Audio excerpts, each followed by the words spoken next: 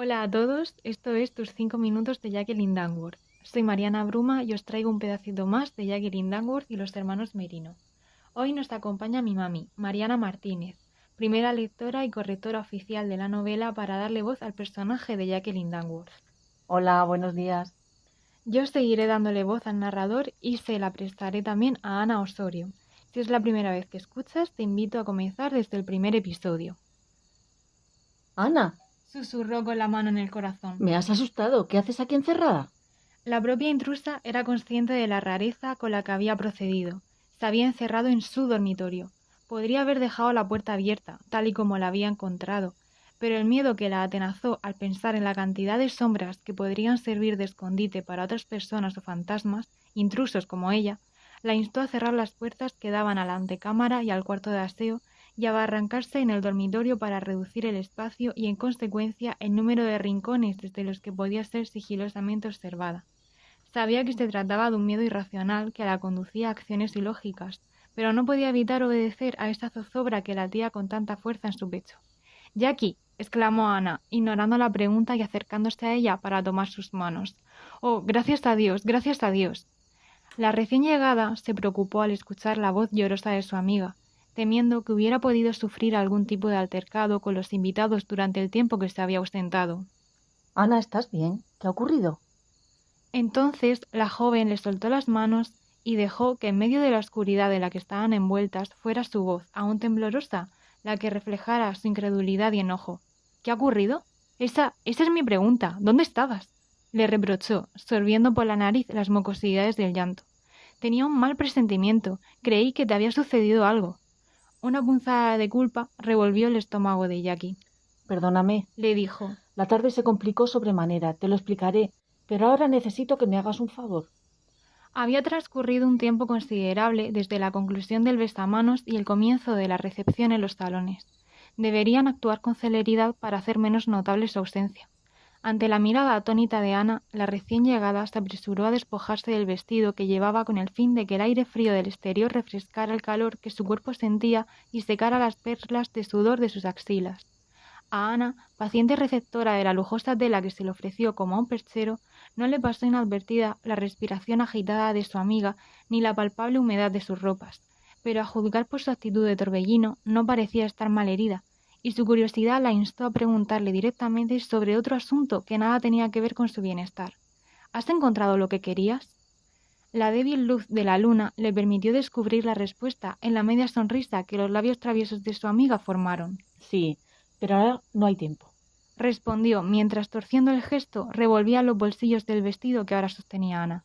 «Jacqueline, ¿te encuentras bien?», preguntó Ana, comenzando a alarmarse por la inquietud de su amiga, tratando de hallar la respuesta en sus pupilas, ocultas en la penumbra de la alcoba. Yo sí, aseguró, agitando la cabeza para quitarse de encima la importancia que Ana quería darle. pero Cándido está herido y has de...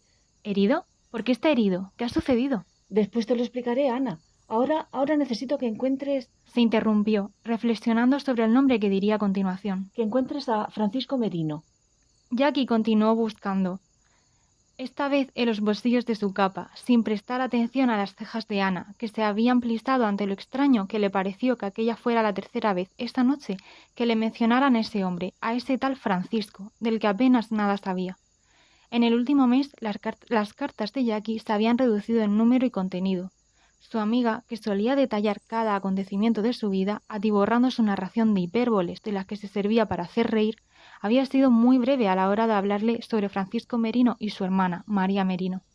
Ana estaba convencida de que el amor, las alocadas mariposas de fuego del primer amor, la tenían con la cabeza distraída y distanciada de otros aspectos de su vida, casi como si la hubieran separado de su cuerpo.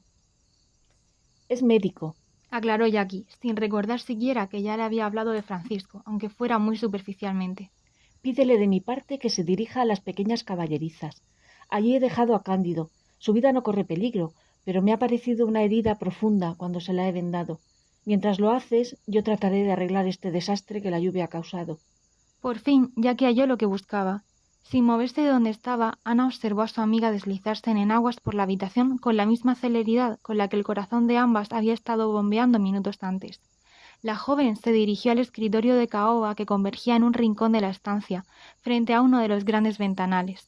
Sobre él, la luna iluminaba unos olvidados papeles que, apilados, habían adoptado una posición estacionaria hacía años, antes incluso de que la señorita Balaguer Dangworth se convirtiera en la nueva inquilina de esos aposentos. En el color marrón que había empezado a invadir su virginal textura se podía apreciar el paso del tiempo. Jackie abrió uno de los cajones y guardó lo que su mano había custodiado durante unos pocos segundos. No te costará encontrarlo, Continuó mientras prendía una vela que dormía en el escritorio. Su cabello es particular, rubio. Jackie, que inconscientemente había ralentizado sus palabras para concentrarse, guardó silencio para terminar de hacer surgir la llama. Toda la corte es rubia, informó Ana.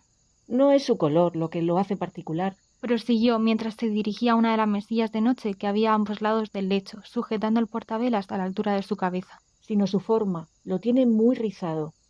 Los quinqués que acababa de encender apenas fueron capaces de alumbrar a la resbaladiza Jackie, que se dirigió rauda a la otra mesilla para repetir el proceso. Sus bucles saltan sobre su cabeza con cada paso que da. Cuando veas a un hombre que parezca estar bailando al caminar, ese es. No te dejes embaucar por su acento, es hipnótico. Concluyó. Ana creyó ver desagrado en el gesto de su boca y escucharlo muy sutilmente en el tono de su voz. Poco a poco, la luz de los dos quinqués se abrió paso en la penumbra, iluminando con ella las gradaciones verdes y doradas de las paredes y las cortinas, de los lujosos y aterciopelados sillones colocados junto a las ventanas y de la butaca frente al tocador. La luz también reveló el estado de la capa y del vestido de la joven, cuyas tonalidades, más oscuras que las que tenían antes de que Jackie se marchara aquella tarde, evidenciaban lo que los dados de Ana ya habían palpado. «Oh, Jacqueline, te has empapado», exclamó en un susurro apagado mientras se acercaba a ella para recoger uno de los muchos mechones de pelo castaño que escapaban del alborotado y mojado recogido. «Mira tu cabello. Llamaré a Lily, que ella te prepare. Le prometí que la avisaría en cuanto aparecieras». Ana dejó el vestido y la capa sobre la larga otomana de tacto terciopelado que había a los pies de la cama y se dirigió a la mesilla más próxima a la puerta para tirar del cordel que se deslizaba camaleónicamente por la pared hasta casi la altura de la almohada. «Claro, Lily», resopló Jackie, percatándose de pronto de su necesaria presencia. «Pobre, se habrá asustado con mi tardanza». «Todos lo estábamos, Jackie», la reprendió de nuevo Ana, sin dejar de observar a su amiga, con no disimulada extrañeza por la celeridad en cada uno de sus actos. Era cierto que la joven se había retrasado y que llegaba tarde a la fiesta de cumpleaños de la princesa imperial, pero la velocidad de su cuerpo, la presteza de sus manos inquietas, era diferente a la que habría llevado una persona impuntual, como si estuviera dominada por la ansiedad más que por unos nervios vanos, y se preguntó qué les habría pasado a ella y a Cándido. Jackie, que caminaba en dirección a una puerta situada junto a la chimenea, aún en enaguas y con el portavelas, detuvo su paso como si se hubiera topado con una pared en la que no había reparado antes. ¿Todos? ¿Qué todos, Ana? ¿Quiénes son esos todos? El silencio de Ana y su mirada visiblemente incómoda confirmaron su suposición. Y con esto cerramos el tercer pedacito de Jacqueline Dangworth y los hermanos Merino. Esperamos que hayáis disfrutado la lectura tanto como nosotras al narrarla. Si queréis seguir la historia completa, descubrir qué es lo que Jackie fue a buscar a la ciudad y qué fue lo que les ocurrió a ella y a su cochero Cándido en el camino, el libro ya está disponible en formato Kindle en Amazon.